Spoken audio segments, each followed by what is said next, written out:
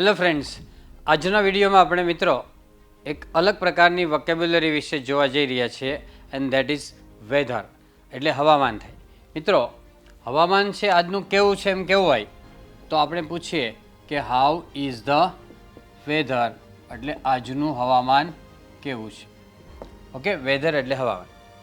તો આપણે એના આન્સર તરીકે ઇટ ઇઝ રેઇની એટલે વરસાદવાળું છે, બરાબર, અથવા બીજા ઘણા બધા વર્ડ્સ અહીંયા મૂકી શકીએ જેવું હવામાન હોય એ પ્રમાણે, બરાબર. તો એ પ્રકારે આપણે જોઈશું કે આજનું હવામાન રેઇની એટલે વરસાદવાળું છે. માનો કે તડકાવાળું હોય તો હવામાનને શું કહેવાય? તો એને સની કહેવાય. શું કહેવાય? સની એટલે તડકાવાળું વેધર છે. સન એટલે સૂર્ય ઉપરથી સની, બરાબર. પછી ઠંડુ હોય તો ઇટ ઇઝ કોલ્ડ કહેવાય. શું કહેવાય? કોલ્ડ. ગરમ હોય તો ઇટ ઇઝ હોટ કહેવાય. શું કહેવાય? હોટ. અથવા એને વોર્મ કહેવાય. શું કહેવાય? વોર્મ એટલે ગરમ. ગ્લોબલ વોર્મિંગ આવે છે શબ્દ. ગ્લોબલ વોર્મિંગ છે ને એ શબ્દ આના ઉપરથી બનેલો છે, ગ્લોબલ વોર્મિંગ. મિત્રો ગ્લોબ એટલે પૃથ્વીનો ગોળો થાય. શું થાય? ગ્લોબ એટલે પૃથ્વીનો ગોળો, અને વોર્મ એટલે ગરમ થવો. પૃથ્વીનો ગોળો ગરમ થાય, ટેમ્પરેચર અપ જાય, એને ગ્લોબલ વોર્મિંગ કહેવાય. વૈશ્વિક ઉષ્ણતામાન. શું કહેવાય? વૈશ્વિક ઉષ્ણતામાન, ગ્લોબલ વોર્મિંગ, બરાબર. તો એ વોર્મ એટલે ગરમ થાય, ઉફાળો. પછી કૂલ હોય, બરાબર, ઠંડુ હોય એને કૂલ કહીએ. આઈસી એટલે બરફ જેવું ઠંડુ. પછી સ્નોઈ પણ કહેવાય. શું કહેવાય? સ્નોઈ એટલે બરફીલું, બરાબર. પછી પવનવાળું હોય તો શું કહેવાય? વિન્ડી કહેવાય. શું કહેવાય? વિન્ડી એટલે પવનવાળું. પછી વાવાઝોડા જેવું હોય તો શું કહેવાય? સ્ટોર્મી કહેવાય. શું કહેવાય? સ્ટોર્મી એટલે વાવાઝોડા જેવું, પવનને વરસાદને હોય એવું.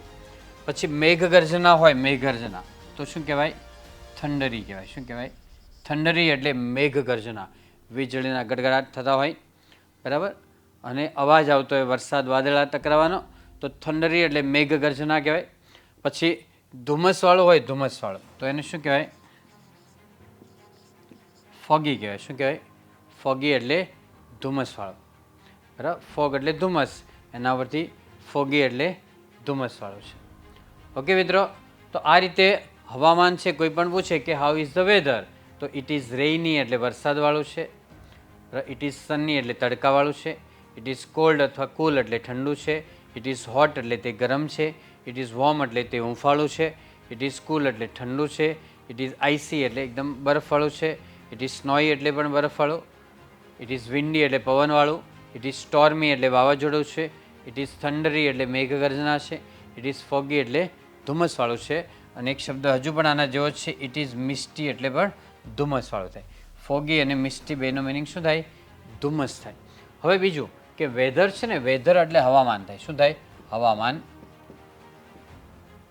બરાબર. એક દિવસમાં બે ત્રણ હવામાન અલગ અલગ હોઈ શકે. તડકો હોય, વરસાદ હોય, ઠંડી, એવું એક દિવસના બે ત્રણ હવામાન હોઈ શકે. બીજું શું આવે તો ટેમ્પરેચર. આના જેવો શબ્દ જો, ટેમ્પરેચર એટલે તાપમાન.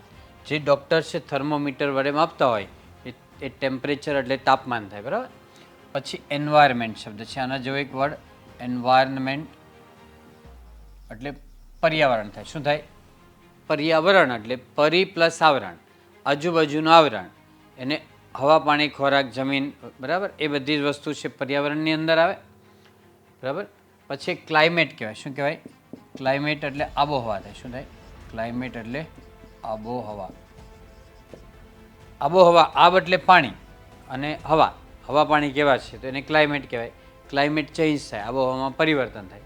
એન્વાયરમેન્ટ એટલે પર્યાવરણ, આજુબાજુનું વાતાવરણ, એને પર્યાવરણ કહેવાય. ટેમ્પરેચર એટલે તાપમાન, અને વેધર એટલે હવામાન. ઘણીવાર આપણે હવામાન ચેન્જ થાય એટલે આપણને શારીરિક અસર થાય, વાયરલ જેવું થાય, ત્યારે એમ કહેવાય કે આઈ એમ અંડર વેધર કહેવાય. શું કહેવાય? આઈ એમ અંડર વેધર એટલે મને હવામાનની અસર થઈ છે, થોડું વાયરલ જેવો પ્રોબ્લેમ છે, એટલે એને કહેવાય I am under weather. Okay friends, so that's all. Happy learning, happy sharing. Thank you very much. મિત્રો વિડીયો ગમે તો લાઇક કરો, શેર કરો, ચેનલને સબસ્ક્રાઈબ કરો, અને જે પ્રકારનો ટૉપિક વિશે જાણવું હોય એ ટૉપિક તમે કમેન્ટમાં લખીને જણાવો.